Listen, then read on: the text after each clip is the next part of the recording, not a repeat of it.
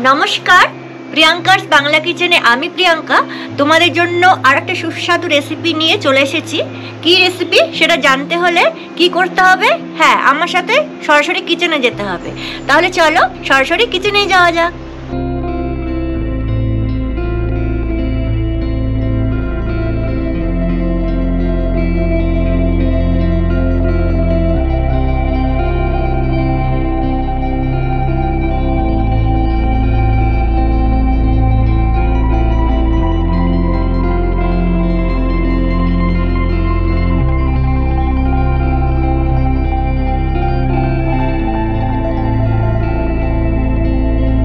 এসে গেছি কিচেনে।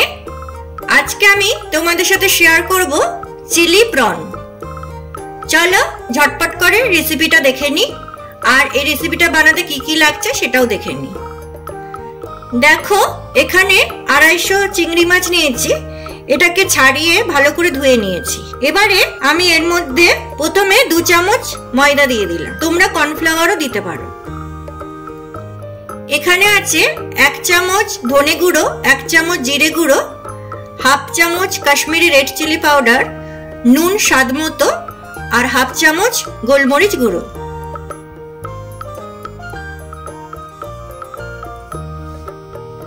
এক চামচ আদা রসুন বাটা, আর দিয়ে দেবো একটা ডিম।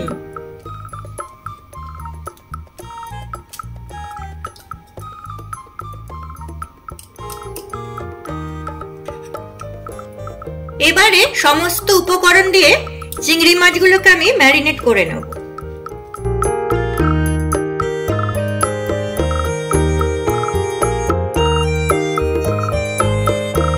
আর 1 চামচ ময়দা লাগবে।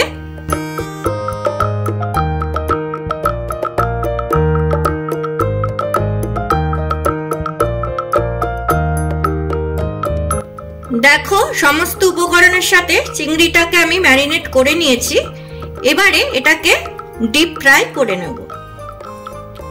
তেল গরম হয়ে গেছে, এবারে আমি চিংড়ি মাছগুলোকে দিয়ে দেবো।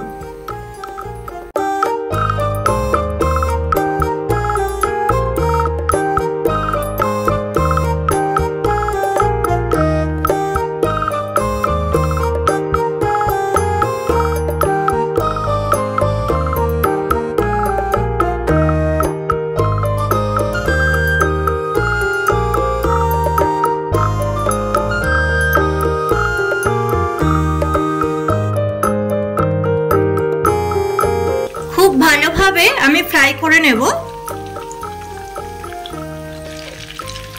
সুন্দরভাবে ফ্রাই হয়ে গেছে। এবারে চিংড়ি মাছগুলোকে আমি তুলে নেব।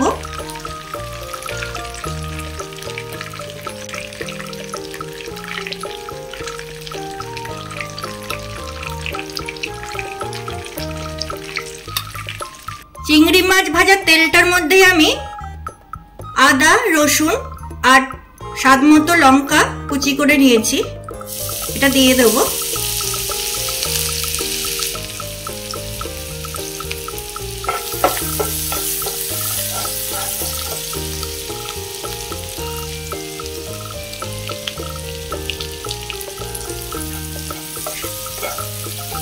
এর মধ্যে দিয়ে দেব ক্যাপসিকাম কুচি। এখানে একটা ছোট ক্যাপসিকাম আছে। আর দিয়ে দেবো একটা মিডিয়াম সাইজের পেঁয়াজ।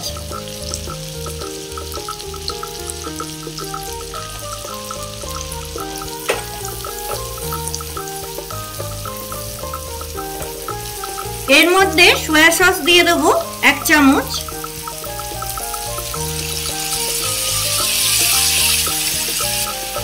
আর দিয়ে দেবো টমেটো সস।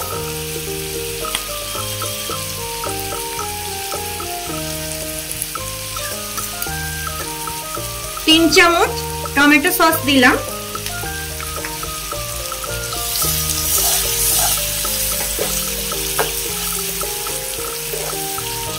দিয়ে দেবো ভিনিগার 1/2 চামচের মতো।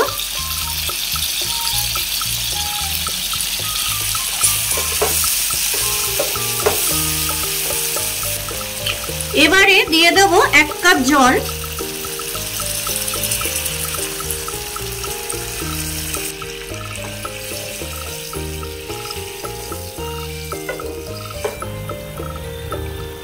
উঠেছে, এবারে চিংড়ি মাছগুলোকে আমি দিয়ে দেবো।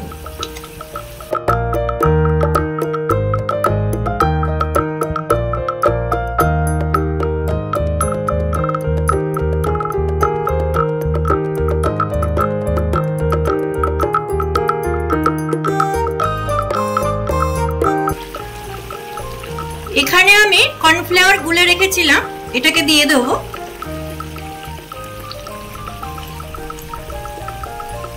এক চামচ কর্নফ্লাওয়ার জলের সাথে গুলে রেখেছিলাম।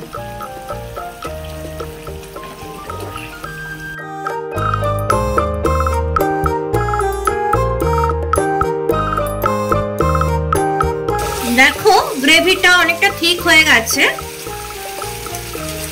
এবারে আমি এর মধ্যে এক চামচ গোলমরিচের গুঁড়ো দিয়ে দেবো।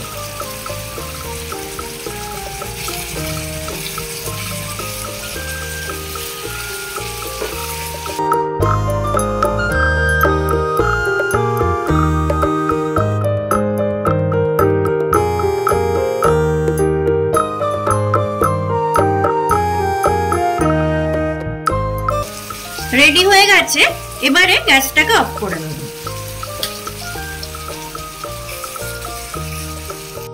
দেখো একদম রেডি হয়ে গেছে চিলি প্রন। তোমাদের আজকে রেসিপিটা আশা করি খুব ভালো লেগেছে। যদি রেসিপিটা ভালো লাগে তাহলে প্লিজ লাইক কমেন্ট শেয়ার করে দিও। আর যারা এখনো আমার চ্যানেলটিকে সাবস্ক্রাইব করোনি তাদের কাছে অনুরোধ থাকলো তারা প্লিজ আমার চ্যানেলটিকে সাবস্ক্রাইব করে দিও আর পাশে থাকা নোটিফিকেশন বেল আইকনটা ক্লিক করে অল করে দিও। তাহলে যখনই আমি এরকম নিত্য নতুন কোনো রেসিপি তৈরি করব সবার আগে সেই মেসেজ পৌঁছে যাবে তোমাদের কাছে। তাহলে চলো আজকের মতো বিদায় নিচ্ছি, আবার অন্য কোনো দিন ফিরবো অন্য কোনো নতুন রেসিপি নিয়ে। ততক্ষণ ভালো থেকো, সুস্থ থেকো।